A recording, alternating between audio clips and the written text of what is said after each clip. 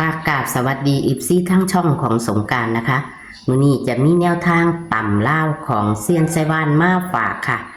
ต่ำล่าวของเซียนไซว่านว่าผิดหวังค่ะพี่น้องเข้าอีกแล้วค่ะพี่น้อง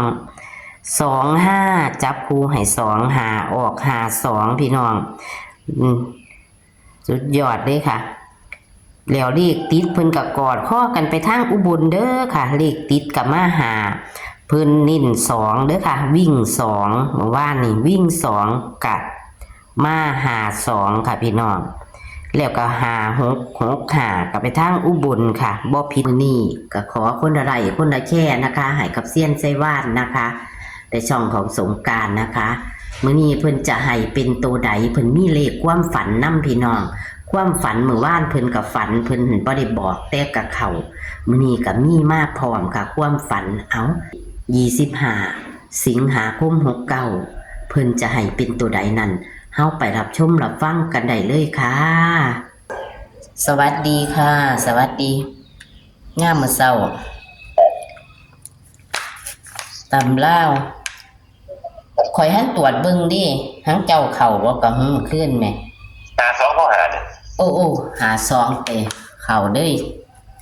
เข้าเต็มตัวคันวางซั่นอะเจ้าวิ่ง2แม่นบ่วิ่ง2กับ6มา2จับคู่ให้ โอ้สุดยอดค่ะอ้าวเข้าแล้วพี่น้องมีผู้ใดๆนำเซียนมาเนาะให้น้ำชากาแฟหน่อยเด้อค่ะ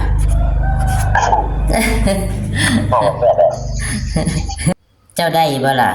ถือบ่อืมให้อยู่ค่ะนะ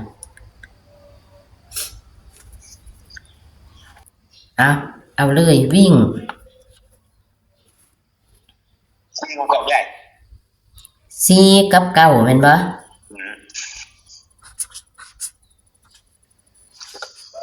อัน48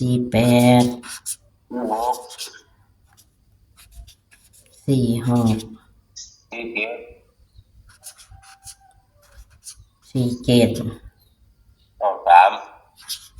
93 96 ใหญ่650เมื่อวานฝันได้2หาเอาหา2นั่นล่ะขึ้นฝันชี้เก่าก็หาใหญ่มือขึ้นนี่ฝันมื้อนี้แหละฝันออกบ่แรงเลย49กับ50เอามันแสดงว่ามันจะกอดข้อกันมาแต่นี่เจ้าบ่ได้ให้49จังได๋สิได้ฝันซื่อเลขฝัน49นี่เก่า50ใหญ่คือมื้อนั้นเนาะมันก็ย้อนหลัง3โตเลย2หา3ใหญ่เอ้ยออกมือมาข้ามมือนึงข้ามมือนึงมาย้อนหลังวันนั้นสุกมั้ยเจ้าก็บ่ได้ตามอีกแม่นบ่บ่ได้เลยมันต้องตามอีกคันเลขเจ้ามันมาละทีนั้นแล้วบ่ออกในมือนั้นมันก็จะไปมีอีกมือนึงสังเกตเบิ่งแล้วต้องตาม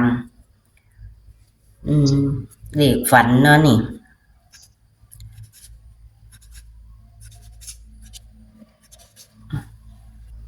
4950ฝันเห็นตูเลยแม่นบ่แม่นบอกความเหมือนกันบอกความเนี่ยที่เขาหาส่วนของคนเห็นมาได้ใช่ไหมฮะบอกความกับที่เขาหาส่วนนั้นมันจะไปไทยได้บ่เจ้าว่ามือภาษาชัวว่าหอนมันจะลืมบ่ติหอนมือซื้อไทยคันบ่ซื้อไว้ก่อนเจ้าซื้อไว้ก่อนเนี่ยล่ะบ่แน่เด้ตัวเน้นของเจ้าตัวใดนี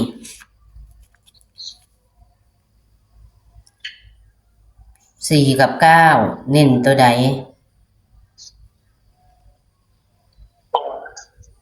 หรือเท่ากัน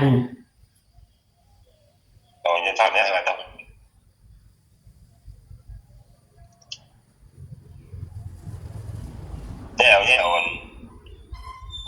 เก่าเขากับเขากับที่หงเลยใช่ไหม ค่ะได้ยิน96กับ46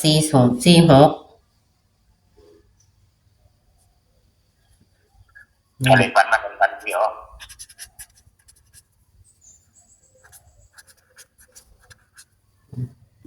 12หางเลข3ตัวก็หางเดียวอันนี้เป็นเลขฝันเพิ่นฝันกับแม่นอยู่เด้อพี่น้องเลยเพิ่นฝันก็ออกถึง3ตัวเลยมื้อนั้นเนาะฝันวันต้องหายแล้วก็มาย้ำมาออกอีกเนาะเอามื้อวานเจ้าก็ฝันได้52แม่นบ่ข่อยก็บ่ถามข่อยก็บ่ได้ถามว่าได้ฝันบ่ว่านบ่ได้ถามกันโอ้มื้อนั้นก็253เอาพี่น้อง49กับ50เลขฝันเพิ่นเขียนไว้ดอกเลขฝันวิ่ง4กับ9คือสิเป็นเท่ากันเนาะ4กับ9นี่เนาะจับคู่48 46 47 93 96เน้นที่46แล้วก็96เด้อค่ะเพิ่นเน้นพี่น้องเพิ่นเป็นผู้โทรมาเพิ่นก็ได้ตัดแล้วเพราะว่าโทรศัพท์ของเพิ่นจะตัดเนาะตัดไปเลยก็เลยบ่ได้ลากกันเนาะค่ะพี่น้องบ่เป็นหยังเนาะค่ะมีเลขความฝันนำค่ะมื้อนี้เลขความฝันเพิ่นมื้อวานเพิ่นก็ฝันได้52แต่ว่ามื้อวานบ่ได้เว้ากันบ่ได้ถามกันเรียงว่าฝันเลขเพิ่นมา25พี่น้องเพิ่นให้25เลขออก52เนาะ65 55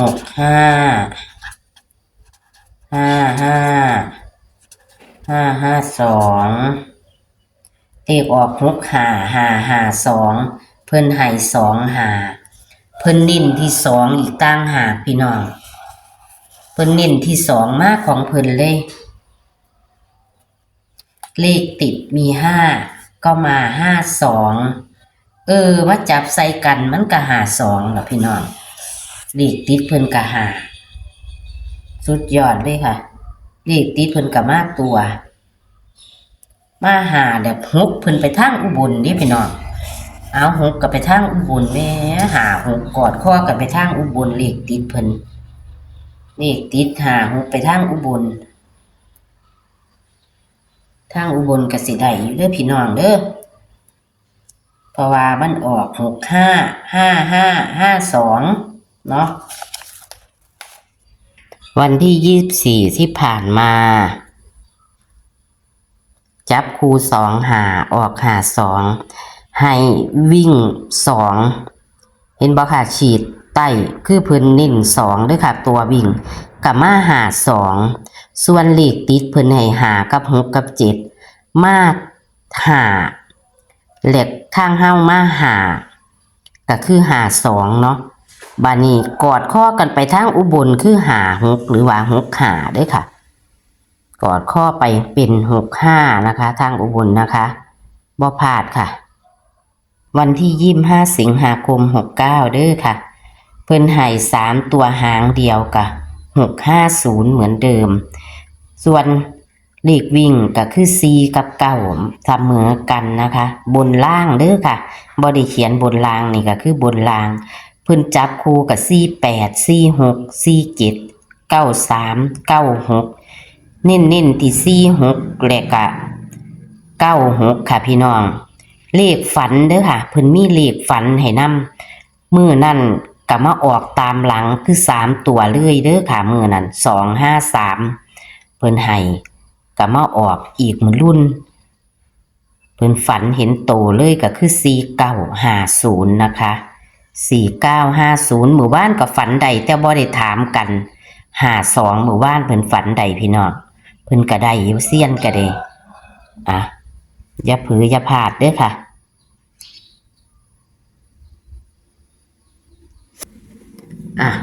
เอา เพิ่นกับเขาเลี้ยงมือกันมา2 มื้อหรือว่า3 มื้อแล้วพี่น้องจำบ่ผิดเนาะก็เอาโชคๆหมานๆกับเซียนไชว่านอีกคือเก่าค่ะในวันที่25ต่ำลาวนะคะจับคู่เข้าเลยค่ะพี่น้องโชคๆหมานๆค่ะสวัสดีค่ะ